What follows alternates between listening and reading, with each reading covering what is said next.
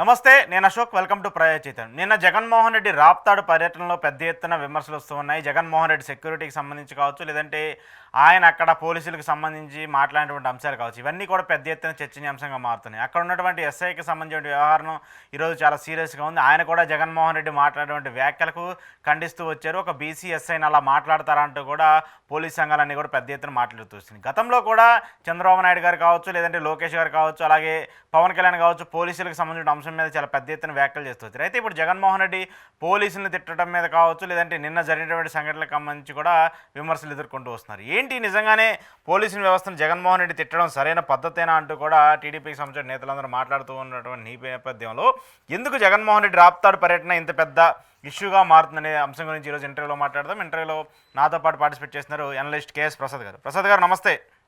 నమస్తే అండి. ఏంటి సార్, జగన్మోహన్ రెడ్డి గారి టూర్కి సంబంధించినటువంటి వ్యవహారం, ఎస్ఐ సుధాకర్కి సంబంధించినటువంటి ఏంటి ఈ ఇష్యూకి సంబంధించి దాన్ని పోలీస్ వర్సెస్ జగన్మోహన్ రెడ్డిగా చిత్రీకరించే ప్రయత్నం ఏమైనా జరుగుతుందా? అంటే నా దృష్టిలో ఏంటంటే, మీకు గోరంట్ల మాధవ్ అనే వైఎస్ఆర్సీపీ నుంచి ఎంపీ గెలిచి ఇప్పుడు ఖాళీగా ఉన్నాడు చూడండి, ఆయన జ్ఞాపకం వస్తుంది. ఓకే. ఈ పోలీసు వాళ్ళు ఒక్కొక్కసారి ఒక్కొక్క టర్మ్ లో రాయలసీమ నుంచి ఒక్కొక్కరు ఆవిష్కరించబడుతున్నారు. లాస్ట్ టర్మ్ ఏమో గోరంట్ల మాధవ్ అనుకుంటే, ఈ టర్మ్ ఈసారి ప్రయత్నించి విఫలమైన ఈ యాదవ్ గారు కనబడుతున్నారు.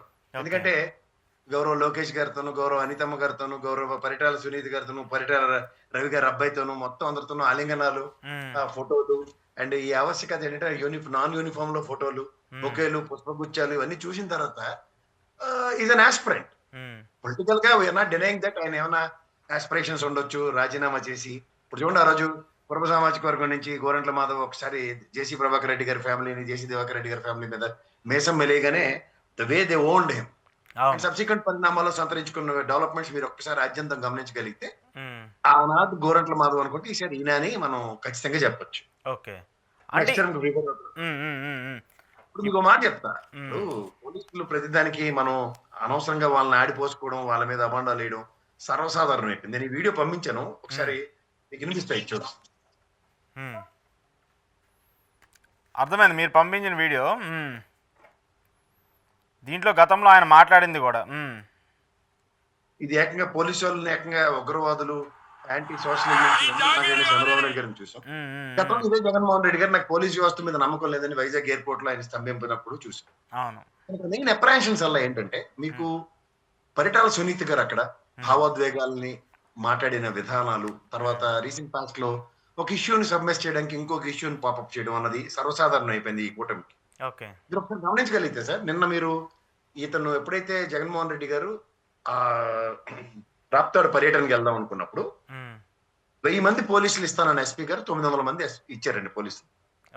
పోలీసులు 900 మందిలో 30 మందిని హెలిప్యాడ్ దగ్గర, అండ్ మిగిలిన 60-70 మంది పైచిలిక ఎవరైతే హంతకుల కింద ఆరోపణలు ఎదుర్కొంటారో వాళ్ళ ఇంట్లో ప్రొటెక్షన్ ఇచ్చారు. దాని ముందు రోజు మొత్తం పరిటాల రవి గారి అబ్బాయి ఏమో వాళ్ళ ఇంట్లోనే అన్నపానీయాలన్నీ తీసుకుని పొద్దున్నే సాయంత్రం దాకా ప్రొవకేషన్ లో.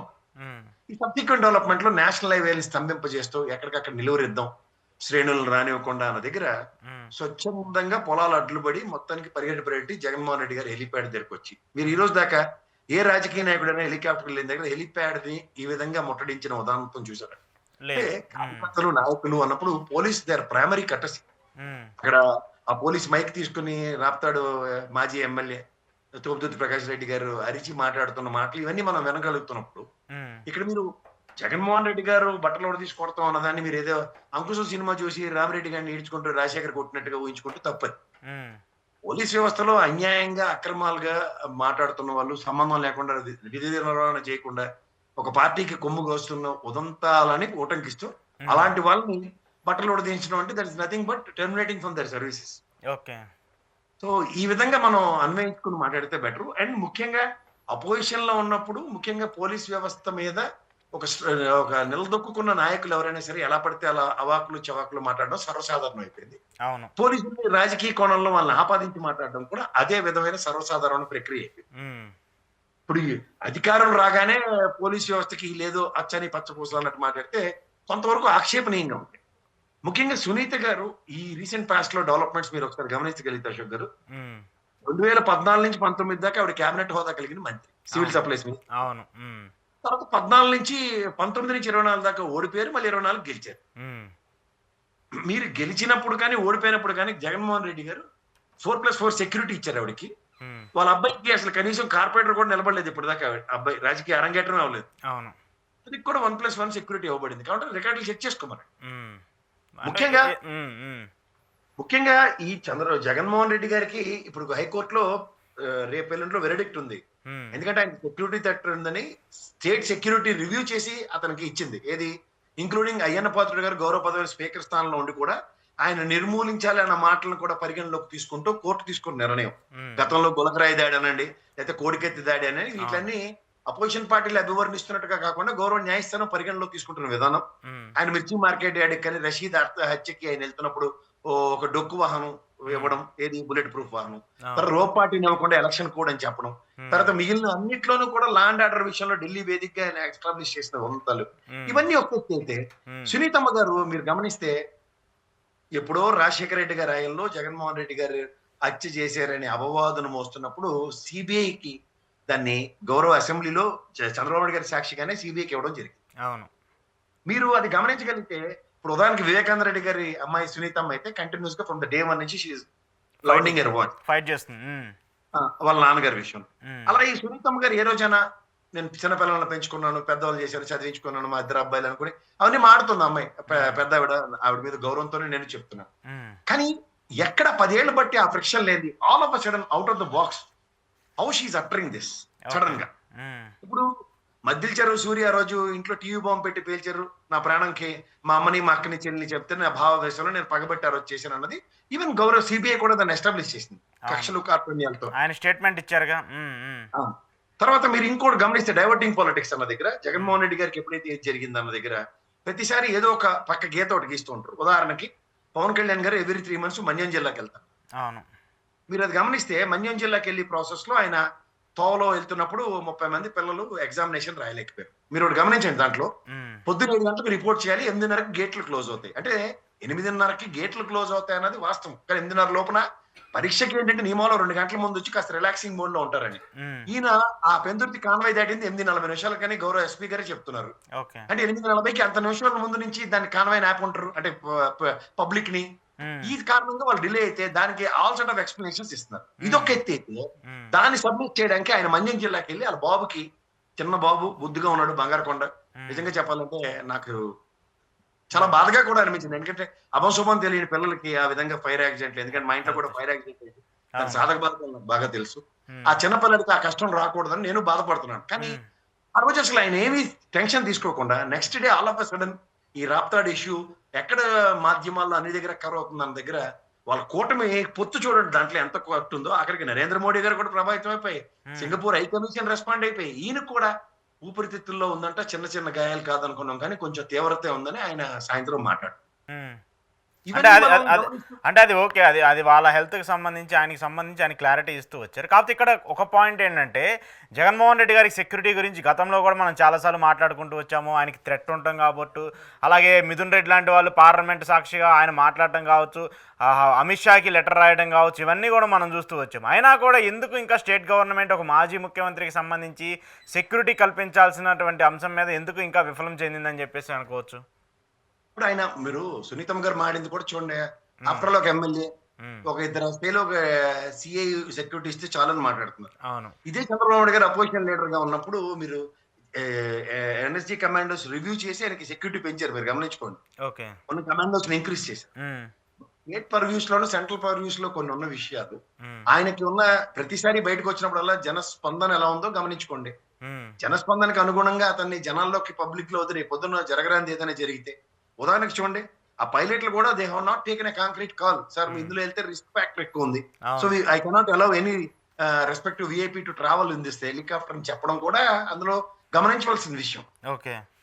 ప్రతిదాన్ని గొలకరాయి అని కౌడికెత్తని ఇష్టం వచ్చినట్టు అవహేళన చేసుకుంటూ వీళ్ళు రాజకీయ క్షేత్రంలో ఏదో ఒక మనుగడికి సాధ్యం పడేలాగా ప్రవర్తిస్తున్నారు తప్ప దాంట్లో ఉన్న సీరియస్నెస్ ని ఎక్కడ అట్రిబ్యూట్ అవ్వకుండా ప్రజల్లో అది చర్చనీయాంశం కాకుండా డైవర్టింగ్ పాలిటిక్స్ ప్రతిసారి తెరలేపుతున్నారు. ఇది గమనించండి.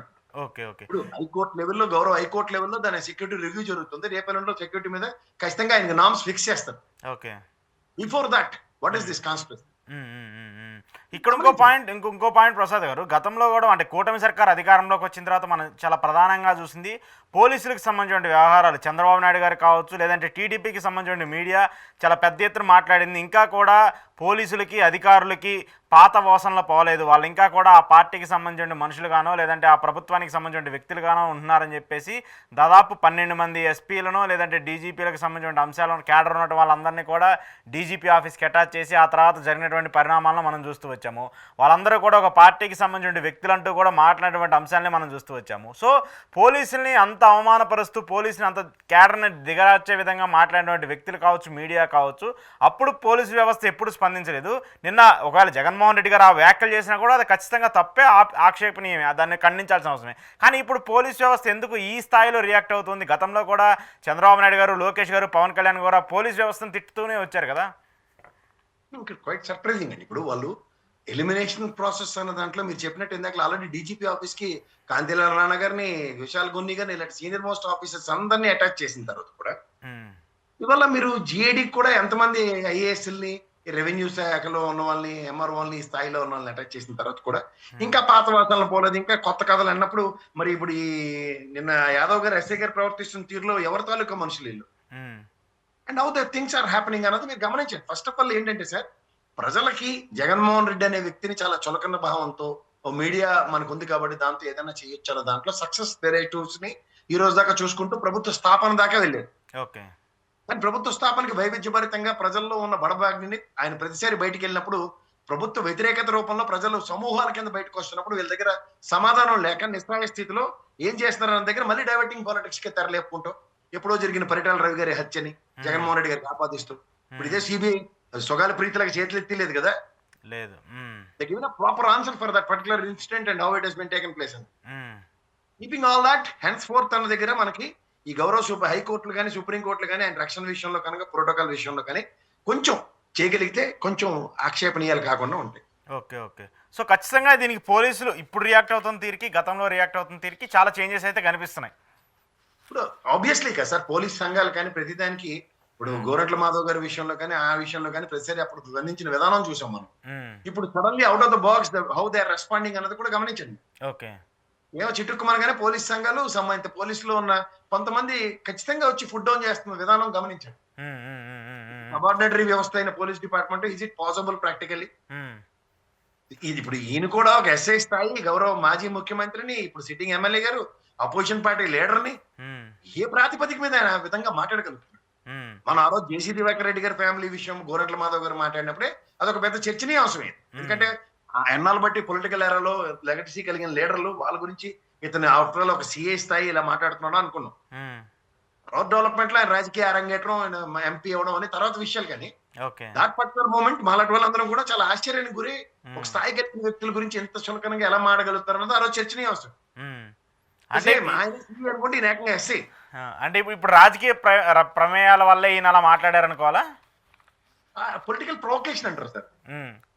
కొంతమంది వెనకాతలు ఇచ్చిన బ్యాకప్లతోనే దానికి ధైర్యం వస్తుంది, దాని ప్రకారం మాడగలుగుతారు. Otherwise impossible to next. Okay okay okay. Police వ్యవస్థలో ఒక ఎస్ఐ గారు, సిఐ గారు, ఇంక్లూడింగ్ డిఎస్పీ గారి స్థాయిలో ఒక డెలిబరేటివ్ స్టేట్మెంట్స్ ఇవ్వడం అంత సామాన్యమైన విషయం కాదు.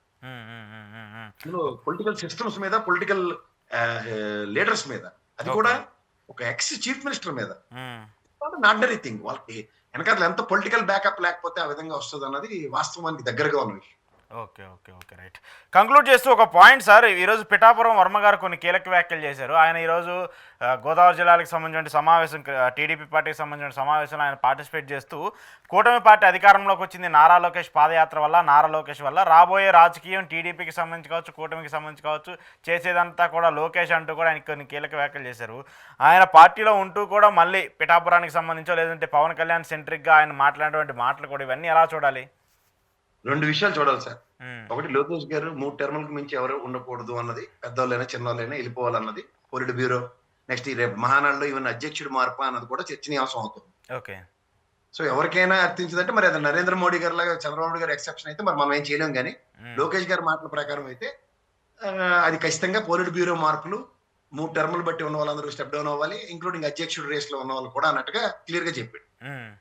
తదనంతర పరిణామాల్లో ఇవాళ కోటరీలన్నీ లోకేష్ గారు చుట్టే భజన కార్యక్రమం ఉన్నప్పుడు వర్మ గారు కూడా చంద్రబాబు గారిని నమ్ముకుంటే నాకేం దిక్కు దివ్వలేదు, అట్లీస్ట్ లోకేష్ గారిని నమ్ముకుంటే అన్న కాన్సెప్ట్ లో ఆయన కూడా డ్రైవ్ అవుతున్నాడు అర్థం. ఓకే. అందుకని పెద్ద రాకెట్ సైన్స్ ఏం లేదు. సో సో అందుకోసమనే ఇప్పుడు అర్థమవుతుందా? అందుకోసమే ఆయన స్టాండ్ మార్చారా? ఇందులో స్టాండ్ మార్చడం ఏంటి సార్? ఇప్పుడు ఇండియన్ కెప్టెన్ ఇవాళ దాకా అజరుద్దీన్ అన్నారు, తర్వాత గంగూలీ అన్నారు, తర్వాత ధోని అన్నారు. ఈ మార్పులు యాక్సెప్ట్ చేస్తారు కదా ప్లేయర్స్ అందరూ. అంటే ఇక్కడ ఇద్దరు కెప్టెన్లు ఉన్నారు కదా, ఇద్దరు కెప్టెన్లు ఉన్నారు, 2 పార్టీలు ఉన్నాయి, 2 కెప్టెన్లు ఉన్నారు, వాళ్ళిద్దరు కూడా కూటమిగా ఉన్నారు. ఇంకో పార్టీ కెప్టెన్ అని ఎవరు అన్నారు సార్? వైస్ కెప్టెన్ అనేది సరిపోతుంది, కెప్టెన్ అనక. ఓకే. ఆ వైస్ కెప్టెన్ కూడా ఇంపార్టెంట్ రోల్ ప్లే చేస్తున్నారు కదా కూటమికి సంబంధించి. అది బీజేపీ గట్టిగా దండిస్తే షిండే రూపంలో, అప్పటిదాకైతే మీరు వైస్ కెప్టెన్. సో ఏదో ఒక రూపంలో ఆయన ప్రయత్నిస్తూ ఉన్నారు. సో తెలుసు కదా సార్, వరల్డ్ కప్ గెలిపించాడు, semifinal, quarter final, half final అన్ని man of the match. Okay. Dhoni world cup గెలిచాడంటారు, యువరాజ్ సింగ్ గెలిపించాడంటారు. లేదు, కెప్టెన్ నే ప్రైజ్ చేస్తారు కదా. అది ఖాయం చేసుకోండి. అతకనికెళ్ళి ఆ కెప్టెన్ చంద్రబాబు నాయుడు, ఆ కెప్టెన్ ఇప్పుడు లోకేష్ గారు అవుతారా అన్నది ఇంకొక చర్చ అవుతుంది. అతకనికే ఏంటి మహానాడులో గట్టిగా తీర్మానాలు తీసుకునే ఏమైనా ఉన్నాయి ఆ పరిస్థితులు? భారీ మార్పులు జరగబోతున్నాయి టీడీపీలో. భారీ మార్పులు అయితే బాగాలేదు సార్, పెను మార్పులే సంతరించుకుంటాయి అనిపిస్తుంది. పెను మార్పులా? ఓకే. లోకేష్ గారి మాటలు బట్టి, ఆయన మొన్న ప్రదర్శించిన దీన్ని బట్టి కూడా చూస్తే ఈ భౌగోళిక ఛానల్ కూడా పెద్ద ఇంపార్టెన్స్ ఇవ్వట్లేదండి పెద్దానికి. ఆయన్ని ఓవర్టేక్ చేస్తూ పవన్ కళ్యాణ్ గారు ఎప్పుడైతే ఉంటున్నారో పెద్దానికి చంద్రబాబు గారికి లైమ్ లైట్ లో ఉంటుంది దగ్గర ఖచ్చితంగా ప్రశ్న అడ్రస్ చేయాలంటే let's be an captain for India అని డిసైడ్ అయ్యారు. ఓకే. ఓకే. సో ఆ మార్పులకి రేపు శ్రీకారం చుట్టబోతున్నారు. అందుకోసమే వర్మ గారు పవన్ కళ్యాణ్ టార్గెట్ గా ఈ వ్యాఖ్యలు చేశారనుకోవాలి. Yes, right sir, thank you Prasad. Captain మనోడైతే కదండి, క్యాప్టెన్ మనోడైతే ప్లేయర్లు టీమ్ లోకి వెళ్ళడానికి ఎంతసేపు? అందుకోసమనే ఇప్పుడు ఈ ఎరేస్తున్నారా, గేరం వేస్తున్నారా? అంటే ఇప్పుడు కెప్టెన్ చంద్రబాబు నాయుడు గారు అయితే ఈయనకి వర్కౌట్ అవ్వట్లేదు టీమ్ లోకి రావడానికి. పాపం అదే కదా, మొన్న కూడా ఆయన పవన్ కళ్యాణ్ చంద్రబాబు నాయుడు గారు మాటలు విని ఆయన సీట్ని త్యాగం చేశారు. అదే లోకేష్ అన్న నమ్ముకుంటే ఏదో ఒకటి వచ్చేదని చెప్పేసి ఆయన కూడా ఆశాభావం వ్యక్తం చేస్తున్నారు కదా. అది అర్థమవుతుంది అందరికి. కానీ ఎమ్మెల్యేలు కూడా కొంత తీవ్రంగా అసంతృప్తిలో ఉన్నారనేది ఒక చర్చ అయితే జరుగుతుంది. చాలా పెద్ద ఎత్తున వాళ్ళు చేయాల్సిన పనులు చేయలేకపోవడం, 5 ఏళ్ల తర్వాత అధికారంలోకి వచ్చినా కొంత అసంతృప్తి ఉన్నారని చెప్పేసి కూడా అర్థమవుతుంది టీడీపీలో. ఇది సాధారణం అండి, అందులోకి అందినంత అన్న కార్యక్రమం ఎప్పుడైతే ఉంటుందో వాళ్ళు ఎప్పుడు అసంతృప్తుల్లోనే ఉంటారు. ఓకే. ఓకే. రేటింగ్ యాక్చువల్గా పవర్ సెంటర్స్ ఎప్పుడు ప్రాంతీయ పార్టీలో నాయకుడు అధినాయకుడు చుట్టూ తిరుగుతుంది. సో ఈ రేపు మార్పులు పెను మార్పుల తర్వాత జరగబోయే డెవలప్మెంట్స్ మీద ఆధారపడి ఉంటాయి తప్ప అప్పటిదాకా వీళ్ళైతే సర్దతే. ఓకే. ఓకే. ఓకే. ఎక్స్పాన్షన్ తర్వాత ఎవరు వాయిస్ మాడ్యులేషన్స్ ఎలా ఉంటాయి కూడా ఆలోచించారు. చూద్దాం సార్, ఆ తర్వాత చేంజెస్ ఎలా ఉంటాయో. థ్యాంక్ యూ ప్రసాద్ గారు, థ్యాంక్ యూ వెరీ మచ్. ఇది ఈరోజు కేఎస్ ప్రసాద్ గారితో స్పెషల్ ఇంటర్వ్యూ. చూస్తూనే ఉండండి ప్రజాచేత.